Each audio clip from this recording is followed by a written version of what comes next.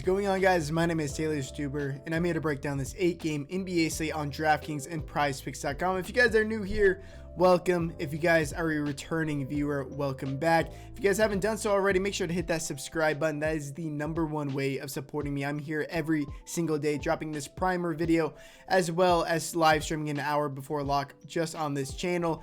You know, that is the most important thing in NBA DFS, kind of the nature of the beast. You know, injury news is always happening. So if you guys want the most up-to-date information, as well as getting your questions answered about roster construction and whatnot, make sure to join that live stream an hour before lock. I am there every single day, Saturday, Sunday, doesn't matter what day it is, I'm there. So if you guys could subscribe, that is really important, as well as likes and comments. Those are also greatly appreciated. If you guys want to know exactly what I'm playing on DraftKings, PrizePicks, and FanDuel.com, you guys can follow my Patreon. That is linked down below in the description, as well as the pinned comment. $25 for the rest of the month. I think it's a pretty damn good deal. As well, if you guys want to join my free Discord, that is linked below in the description, as well as the pinned comment. But let's just jump into this 8-game slate.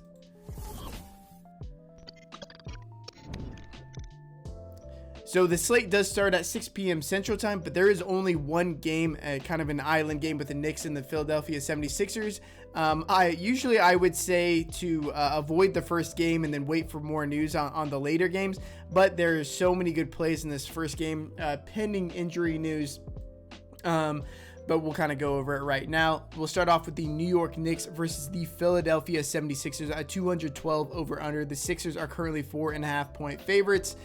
The Knicks are going to be without Mitchell Robinson, they're healthy, but Mitchell Robinson and Nerlens Noel are both questionable. Midday downgrades, added additions to the injury report right before I recorded this, about noon Central Time. So there's a good chance one or two of these guys miss. If one of them misses, the other guy is going to be an amazing play. But if both of them miss, you know, we're probably going to see a good bit of Julius Randle playing at the 5, as well as Taj Gibson would become one of the better value plays on the entire slate. He is the bare minimum, and he has forward eligibility, which is absolutely important because there are so many good center plays on this slate. The further we get into it, the more we'll realize that. But we're really just waiting on news from these two front court guys, because if they are both active, I'm not really interested in anybody on this team, although Nerlens Noel did play 30 minutes off the bench last time to Mitchell Robinson's 18. Also, Kemba Walker missed last game due to rest on the front leg of a back-to-back, but now he is going to be active, and so him and Derrick Rose are probably going to split those 48 point guard minutes yet again. And if you guys are playing over here on PrizePicks, they had Derrick Rose over here at 24 fantasy points. There's a good chance that he only plays like 17-18 minutes and could easily hit that under. Move over to the Philadelphia 76ers. They are going to be without Joel Embiid, Matisse Thybulle, Isaiah Joe, Ben Simmons, Tobias Harris, Grant Riller, and then Danny Green is questionable. You know, it seems like they have a COVID outbreak right now, so Joel Embiid's going to miss the next week or so, next 10 days. So he is out, and then that just means Andre Drummond is going to be an absolute lock. They ran an 8-man rotation last game, and that was with Joel Embiid. Now, we might get Danny Green back in the rotation, so it might turn into a 9-man rotation, but if Danny Green is out, you know, Tyrese Maxey, Seth Curry, Andre Drummond, Shake Milton, Korkmaz, Georges Niang, and should all play 30-plus minutes. But now with no Joel Embiid, we're going to see Paul Reed, who got the start at the 4 last game, also get a good bit of burn as the backup center. So he could end up playing mid-20s minutes. He is only $3,300. Very good per minute producer, like B-Ball Paul quite a bit. But man, depending on the news on Danny Green, I might go back to the well with playing 3 or 4 of these 76ers guys. It worked out last time. They're going to be playing big minutes. The prices have come up just a tad bit, but for some of the guys, namely Milton and Korkmaz, but I still think they're very affordable here. Georges Niang actually went down a little bit. Move over to the Brooklyn Nets versus the Chicago Bulls at 216.5 over under. The Bulls are currently 1.5-point favorites. Not many of these Nets games are competitive, but Vegas indicates this game should be. So I'm somewhat interested in guys like James Harden and Kevin Durant. Not the best matchup in the world, but they do have price decreases, and they should get their full allotment of minutes. I do prefer slightly James Harden to Kevin Durant. Both of them definitely in play. And then as of the rest of the team, I'm not really interested in any of those guys. The Chicago Bulls, they're going to be without Kobe White, Patrick Williams. I think everybody is priced appropriately. I think Lonzo Ball has fallen enough in price where I'm somewhat considering him. And then Alex Caruso at $4,200 should continue to see 30 plus minutes. Plenty of guys that he can be used to guard, used defensively. Should close this lineup out, be in the closing lineup and playing 30 plus minutes. Don't mind Alex Caruso here, but that game as a whole, I'm really just not that interested in. Move over to the Minnesota Timberwolves versus the Memphis Grizzlies at 216.5 over under. The Grizzlies are currently 6-point favorites. The Timberwolves are pretty healthy outside of D'Angelo Russell being questionable. He's missed the last 2 games. If he were to miss, I would love Karl-Anthony Towns, Edwards, Malik Beasley, Patrick Beverley. But if he is ruled out, the only guy I'm on this team that I'm really considering is Karl-Anthony Towns. But it is a good matchup against the Grizzlies. But, I think there's just better spots on the slate than that Minnesota team. On the Memphis Grizzlies, they are going to be without Dylan Brooks yet again. They have been dealing with a ton of blowouts, and many of these players have been dealing with foul trouble. In a normal scenario, these guys should be getting way more minutes, and because of those blowouts and foul trouble, they have seen their fantasy outcomes drop significantly, and their prices have dropped as well. So guys like Desmond Bain, Steven Adams, Jaren Jackson Jr. Jaren Jackson Jr. has been heating up as of late, but has been dealing with weird situations where he gets in foul trouble or there is involved in a blowout. But the games he's not, he is on pace to score 40 plus fantasy points, and he is only $5,800. I like Jaren Jackson Jr. quite a bit. And then Desmond Bain over here on Prize Picks is one of my locks as of right now at 23 fantasy points. This guy should be playing 32 minutes a game with no Dylan Brooks.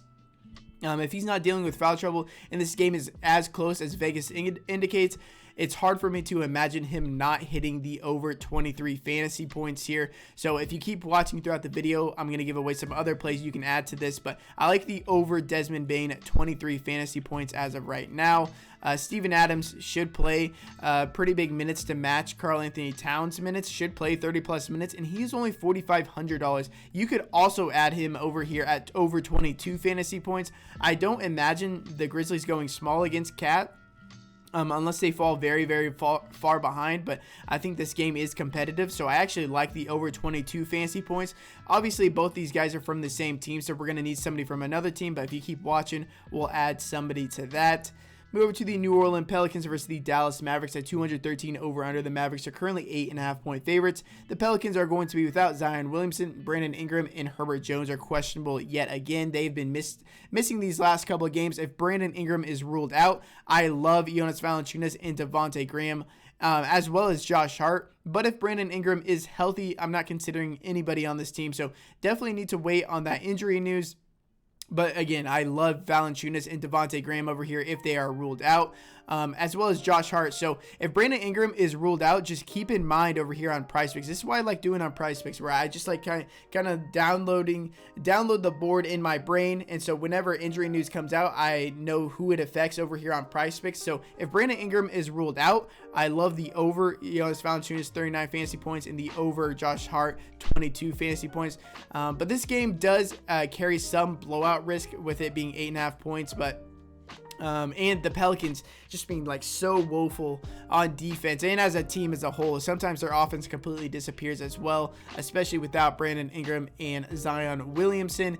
Move over to the Dallas Mavericks. Maxi Kleber is out. Kristaps Porzingis returned last game. We were told that he was going to play 30 minutes or upwards of 30 minutes. He ended up playing 28 minutes.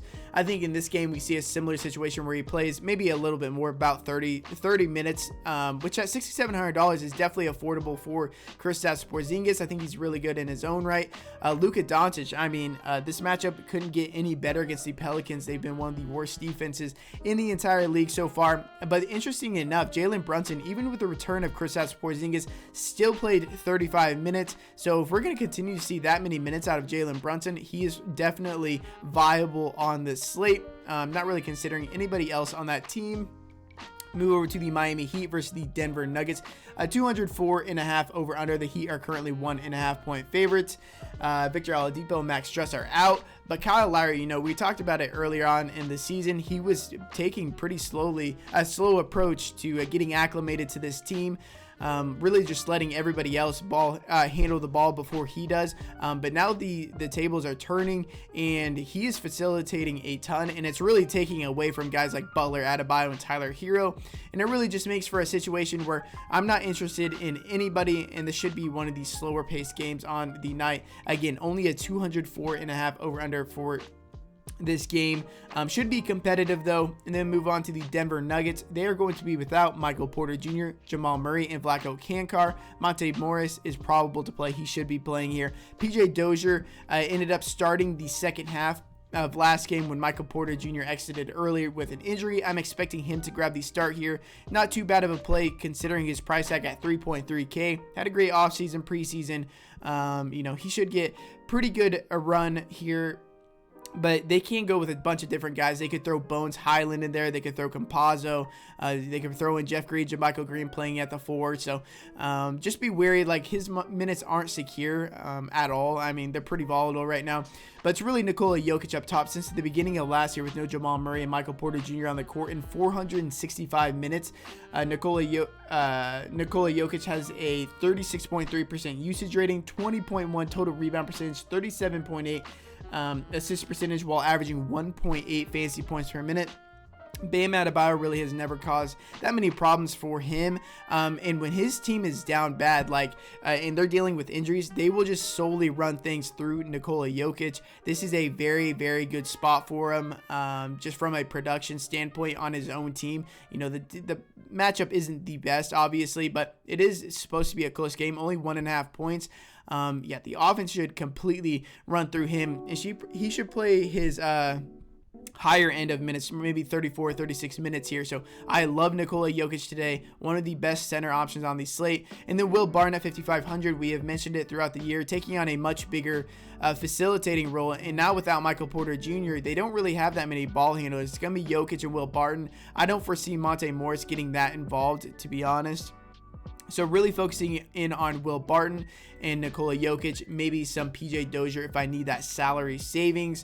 Move over to the Atlanta Hawks versus the Golden State Warriors at 225.5 over under. The Warriors are currently 3.5 point favorites. The Hawks are going to be without Onyeka Okongwu. John Collins is probably, he's been questionable pretty much all of these games, but he continues to get some work in. The Warriors are going to play small, and if the Hawks fall behind, by 10, double digit points in the fourth quarter, they will go small to match the size of the Golden State Warriors and run John Collins at the 5. But I still think Clint Capella probably plays 32, 34 minutes in this game, maybe more if the game is super competitive. And he has averaged 1.2 fantasy points per minute since the beginning of last year. So I'm going to add Clint Capella over here to the 3 pick. So if you guys want to tail this, I'm liking the over Desmond Bain 23 fantasy points, the over Steven Adams 22 fantasy points, Clint Capella over 31 fantasy points. I'm going to play that personally. If you guys want a 100% instant match bonus, so if you guys deposit $100, you can get $200 to play with. You can tail me over here, possibly 5x your money if we hit this. I'm feeling pretty confident in it. I just placed 100 on it. Oh, something just moved. Oh, Steven Adams moved up half a point. I'm still okay with that. So we'll take the over fantasy points on Steven Adams, Desmond Bain, and Clint Capella. Use code Taylor, TAYLOR, when signing up and depositing for a 100% match bonus. And if your state wasn't, if PrizePicks wasn't legal in your state a couple months ago, it probably is now. So make sure to go and check if you haven't checked in a while. So I really like Clint Capella.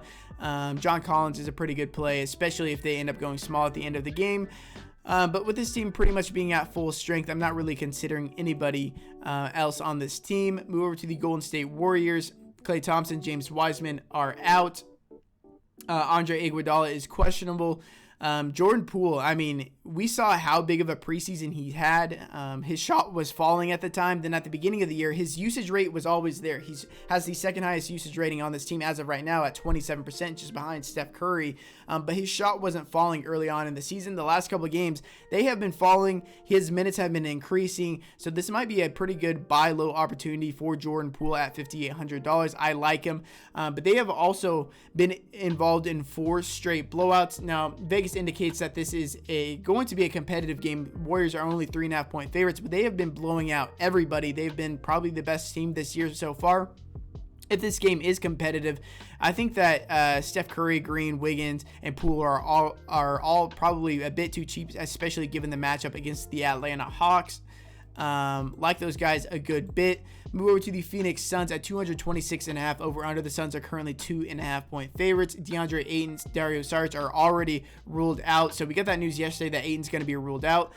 Ayton has missed 2 of the last 3 games. In those games, JaVale McGee has started each of them, but Frank Kaminsky was the one who has played the lion's share of center minutes, playing 28 and 29 minutes off the bench in the 2 games that DeAndre Ayton has missed.